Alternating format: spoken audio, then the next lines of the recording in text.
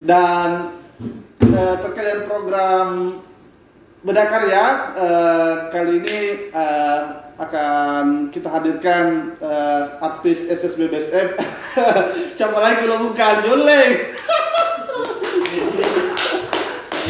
Nah, ini selamat datang di studio saya. Oke, teman-teman.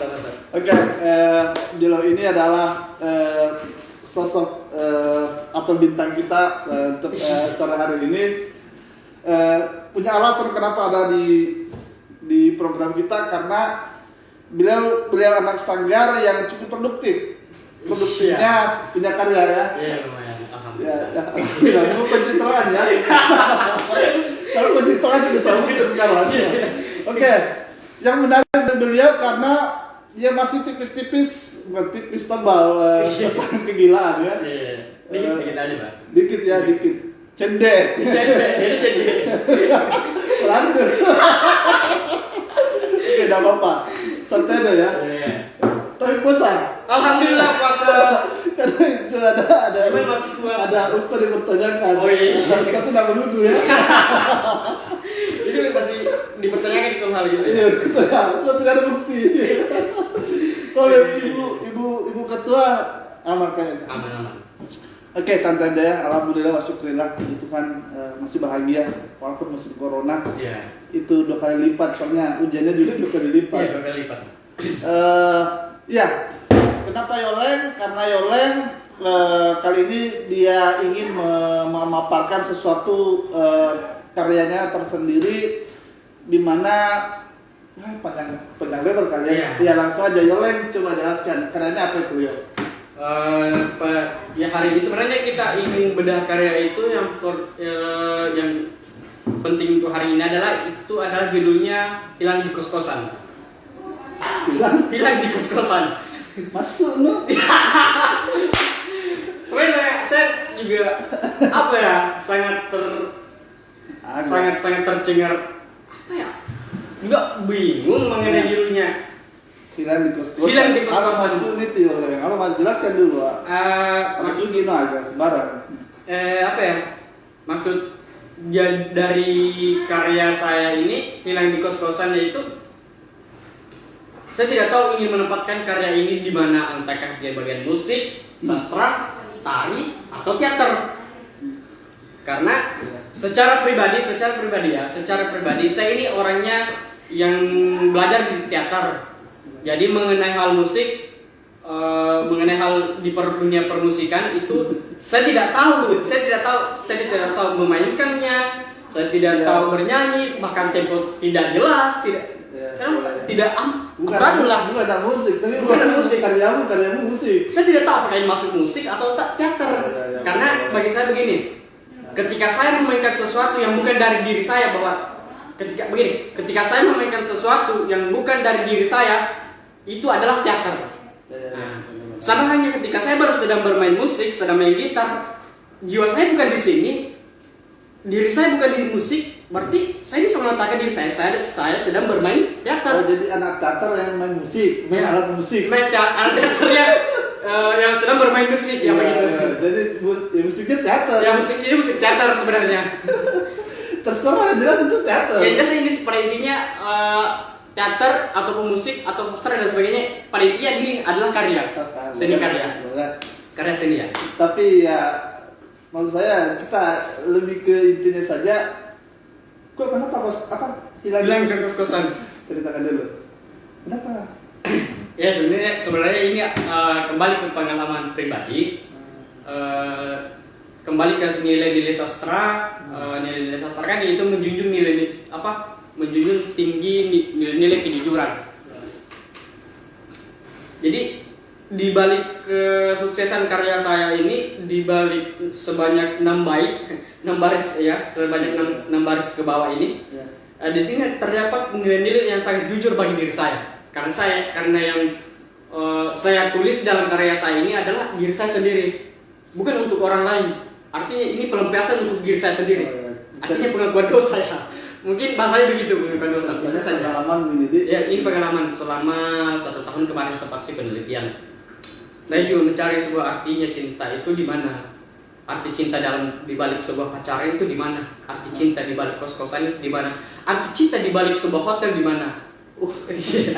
Waduh, kayaknya ada hubungannya dengan sastra lendir. Iya, ada. Begitu seperti ada. Istilah sastrawan Iya, biasanya begitu, sastrawan. berhubungan dengan hal-hal yang sensitif. Iya. Ya biasalah. Iya. Tapi Anda belum puas masalah di Ya, Jepang, tidak salah. Kan ada. Iya. Setelah buka ambar. Ya, terus ya maksudku, kenapa judulnya Hilang di Kos-kosan? Ada apa dengan cerita itu? Sebenarnya ada 2 tragedi yang terjadi pada hari itu. Tragedi. Lanjut ya. Nah, tragedi pada hari itu kebetulan saya bersama teman saya nongkrong di. Ada pandemi itu, Ada pendidik sebelum jauh. Ini sekitar jadi karya saya ini sekitar berkisaran umur 2018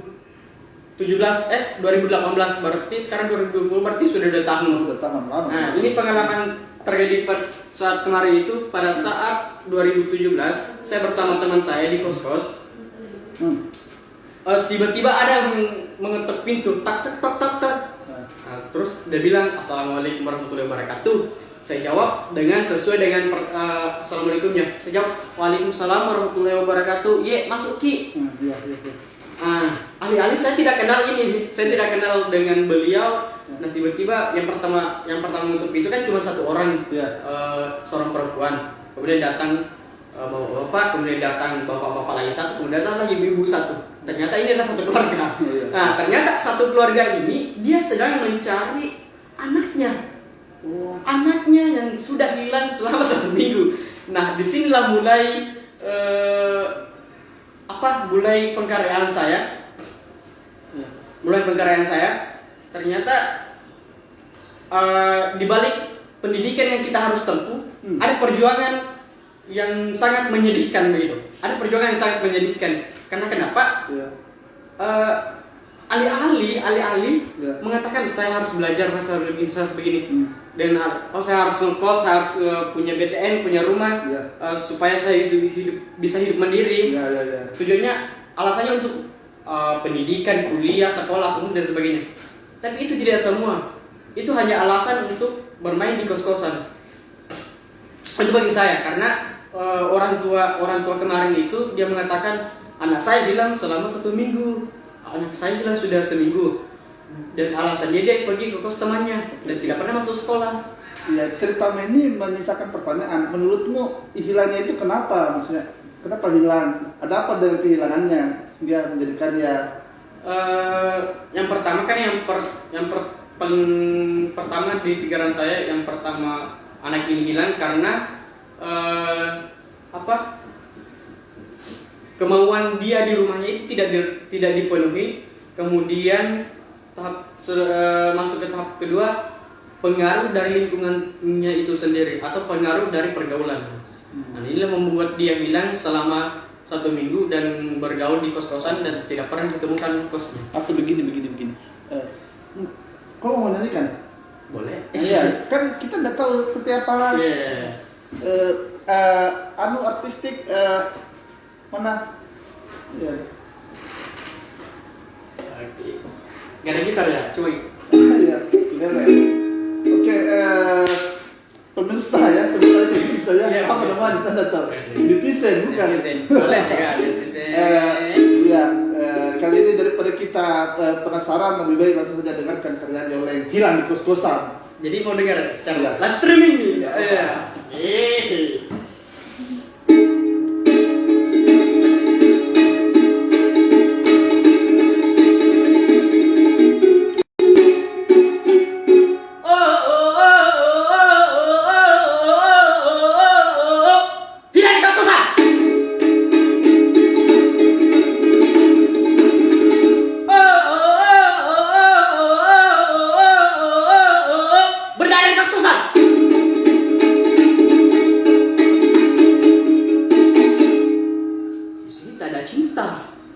Yang mengatasnamakan kelamin.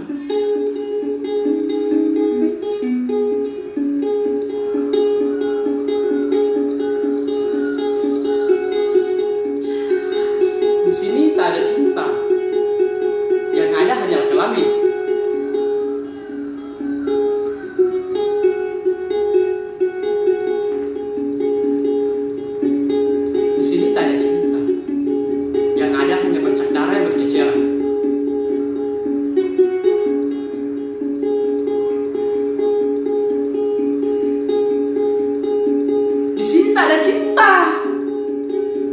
ada hanya lampu yang mati.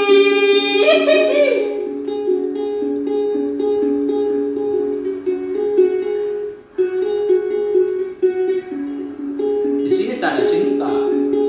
Yang ada hanyalah kehilangan.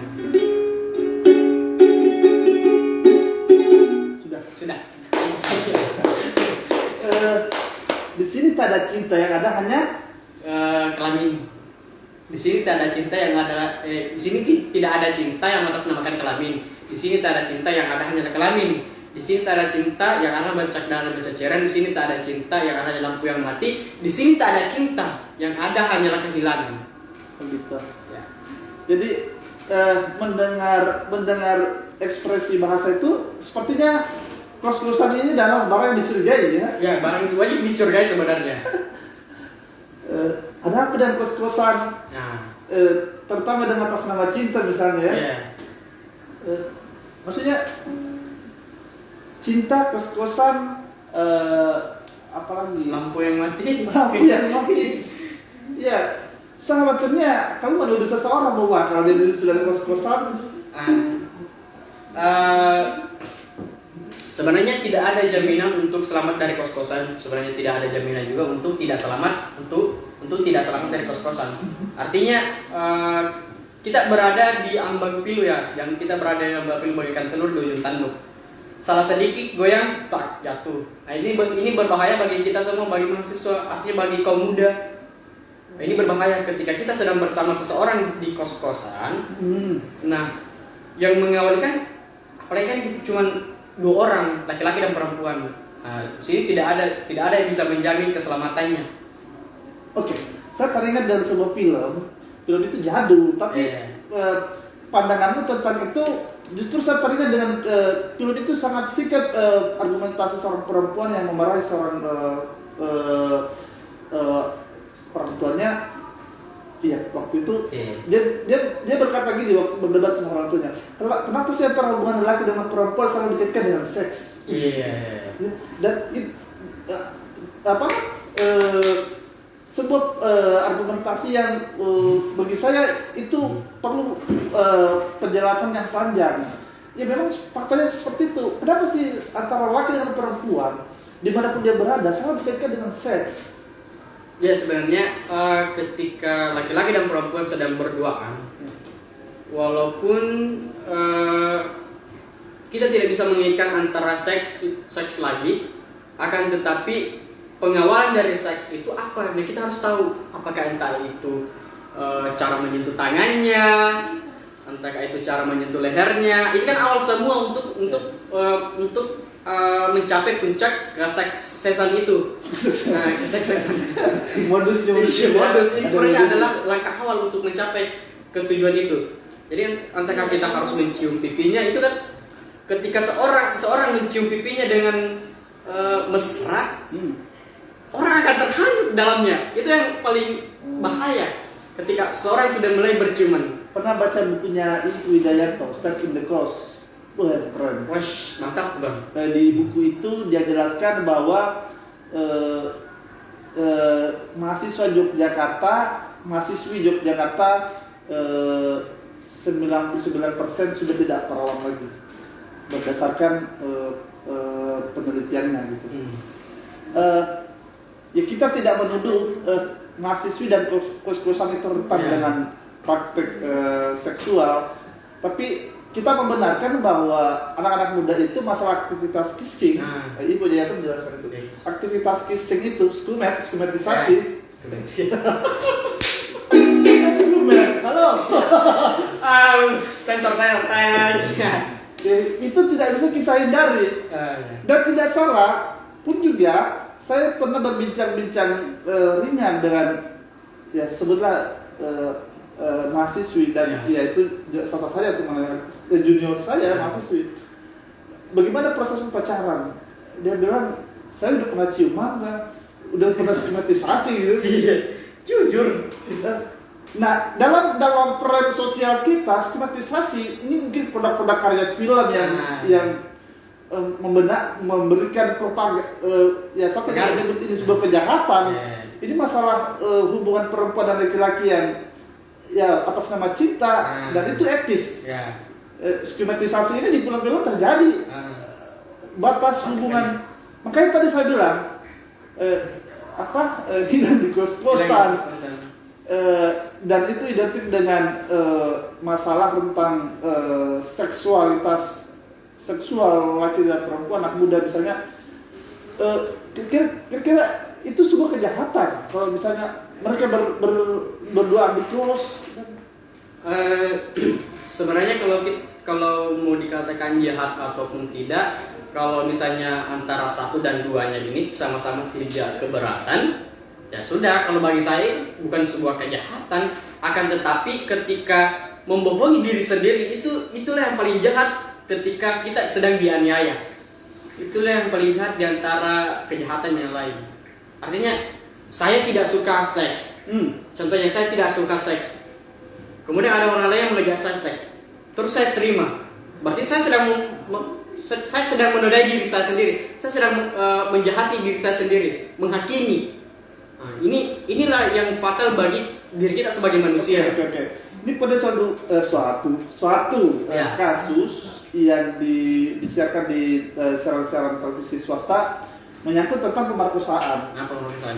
Itu para pakar hukum, politisi ikut membicarakan itu. Dia mengatakan dinikmati kok bilang diperkosa.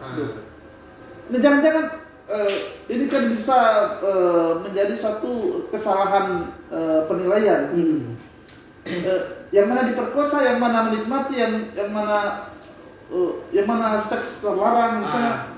Sebenarnya ketika seorang laki-laki dan perempuan sedang melakukan hubungan, itu ada yang dinamakan itu adalah pemerkosaan. Ada diperkosa dan ada yang betul-betul menikmatinya. Artinya kesepakatan di antara keduanya. Nah, ketika perempuan sedang diperkosa, ada argumentasi lain bahwasanya ini adalah Ini adalah pemerkosaan. Tapi di sisi lain mengatakan bahwasanya perempuan juga menikmatinya. Oh tidak, tapi meskipun perempuan menikmatinya, tapi secara batin dia tersiksa. Karena ini adalah paksaan, bukan dari dirinya sendiri yang mau. Bahwa ini juga termasuk kejahatan sebenarnya. Tapi saya sudah mendengar suara azan. Oh boleh kita lanjut. Bagaimana tim produksi aman-aman saja ini? Sudah azan atau belum ya? Azan. Gimana? Program ini setelah azan. Oke. Atau kita sembari kita makan sini kita cerita atau bagaimana? Bagaimana kondisinya di sosial media, aktivitas sosial media? Seperti ada pembacanya, ada yang komentar. Mungkin ada yang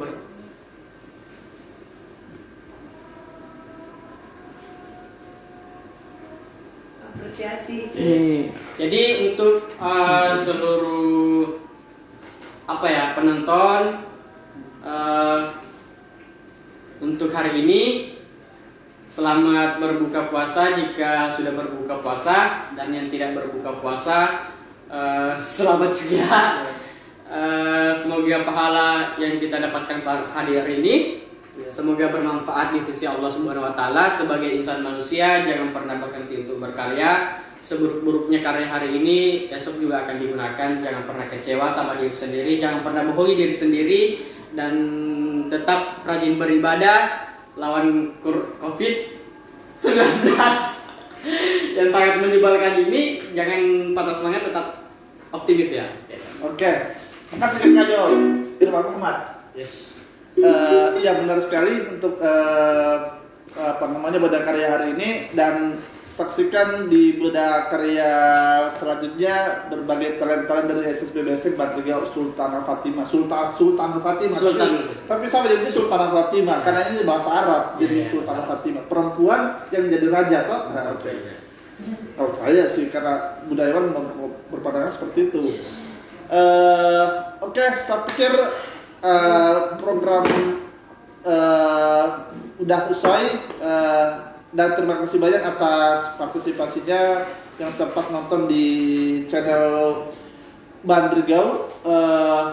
Ya, selamat Selamat berbuka puasa. selamat berbuka puasa. Bilal Aidin wal Faizin. Oh, belum. Belum, tapi hampir dalam Iya. lagi. Iya. Dan Mohon maaf lahir batin mohon maaf aja. lahir batin. Apabila ada kata yang salah mohon dimaafkan. Apabila tidak dimaafkan, anggap saja sudah dimaafkan. Sudah dimaafkan. Oke, demikian dari saya. Assalamualaikum warahmatullahi wabarakatuh. Salam.